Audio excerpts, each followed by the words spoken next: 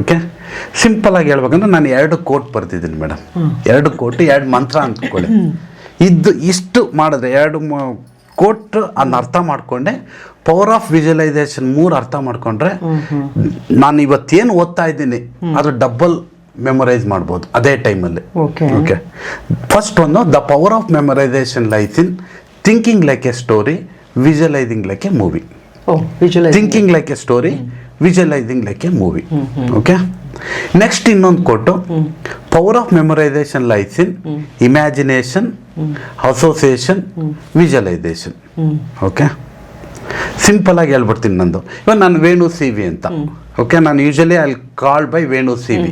Okay, Venu C ವಿನ ಹೆಂಗೆ remember ಮಾಡ್ತೀರಾ? ಯೂಶಲ್ ಆಗಿ ನೀವೇನು ಅಂದರೆ ಏನೋ ಒಂದು ಕನೆಕ್ಷನ್ ಸಿಗುತ್ತೆ, ಒಂದು ಅಸೋಸಿಯೇಷನ್ ಆಗಿರ್ತದೆ ನಿಮ್ಮ ಮೈಂಡಲ್ಲಿ.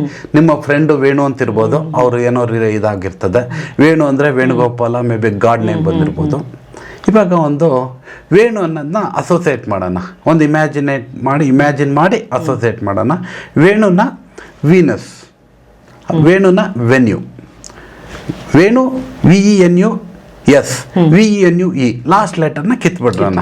ಆಗ ವೇಣು ವೇಣು ವೇಣು ವೇಣು ಆಗುತ್ತೆ. ಓಕೆ, ಸಿ ವಿ ಅಂದರೆ ಕರಿಕ್ಯುಲಮ್ ವಿಟೆ, ಅಂದರೆ ರೆಸ್ಯೂಮೆ. ಇದು ಅಸೋಸಿಯೇಷನ್ ಮಾಡಿದ್ದೇನೆ.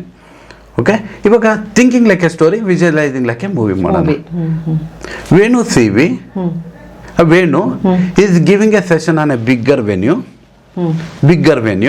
And is face is as bright as Venus. So association ಆಯಿತು, ಒಂದು ಥಿಂಕಿಂಗ್ ಆಯಿತು, ಸ್ಟೋರಿ ಥರ ಒಂದು ವಿಜುವಲೈಸೇಷನ್ ಆಯಿತು. ಯಾವ್ದ್ರ ಬಗ್ಗೆ ಕೊಡ್ತಾ ಇದ್ದಾನೆ? ಕರಿಕ್ಯುಲಮ್ ವಿಟೆ, ಅಂದರೆ out to write a effective resume. ಅರ್ಥ ಆಗಿದೆಯಲ್ಲ? ಒಂದು ಅಸೋಸಿಯೇಷನ್ ಆಗಿದೆ, ಒಂದು ಇಮ್ಯಾಜಿನೇಷನ್ ಆಗಿದೆ, ವಿಜುವಲೈಸೇಷನ್ ಆಗಿದೆ, ಸ್ಟೋರಿ ಥರ.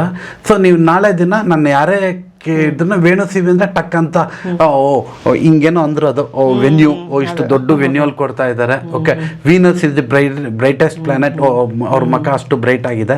ಸಿ ವಿ ಅಂದರೆ ಕರಿಕ್ಯುಲಮ್ ವಿಟೆ, ನನ್ನ ಹೆಸರು ಯಾರೂ ಮರೆಯಲ್ಲ.